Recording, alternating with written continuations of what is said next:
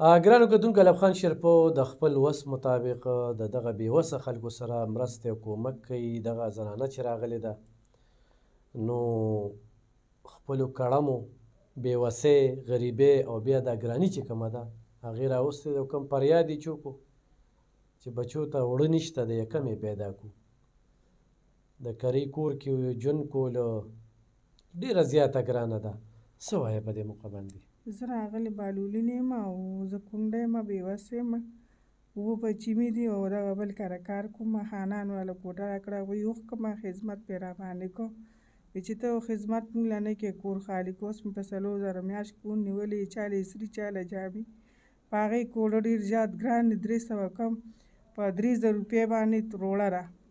زما وس کې چېرته دلته راشم، بس دې را سره لږ ډېر امداد وکړي، الله دې خوشحاله کړي. بس ډېر دعاګانې ورته کومه. څو لوریانې دي؟ زما 4. کتونکو ژوند ډېر ګراني. یو خبره په دې ویډیو کې دا ضرور کول غواړم چې د رزق وعده الله پاک کړې ده، خو الله پاک انسان له سر سترګې ورکړي چې ستا دومره اولاد وي چې ته د لاس لاندې ساتلی شي او ته دیني او دنیاوي سبق ووایې. بله خبره دا ده چې خاوند خو لاړ شي خو بیا مور ژوند چې کوم دی هغه ډېر کړمو سره وي د دغې بچو دپاره چې دا در په در په دې حالاتو کې څومره پورې وړوړی او څنګه ژوند تېرېږي؟ لکه ګراني ده بس کله خانانو راکړو، کله روجي پخ کړی و، وخت او ټیم نه نارې نه خوري تېرېږي په بچو باندې مې، کله وږي و کله ماړه و، خو بس سر لږو لخوا کرۍ والا وایي پیسې راکړه، بجلي راکړه نشته، خواري ده، بس مې نشته. ډېر ژوند ګران دی، ډېر زیات ډېر ګران دی.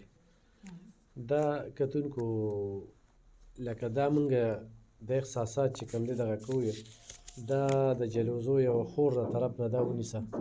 اوس اوړه چې دا ځان سره دي ځای نه هغلته وړي نو کرۍ به ترې د هغې بیله اخلي او ګرانه وي، نو د هغې په ځای باندې ما نغدې ورکړلې او دوا کوه. ښه الله دې خوشحاله کوه، الله رله ژوند درکړه او الله رله دې بدلې درکړه او الله دې هغه خورکۍ له دې بدلې ورکړي.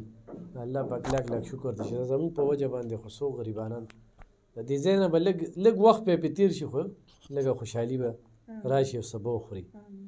نو په خپلو دعاګانو کې بیا ساتئ. ایلب خان شیرپو ویلفیر فاونډیشن سره خو ستاسو کومک روان وي، نو دغه شانتې تور سرو یتیمانو خیال به ساتو.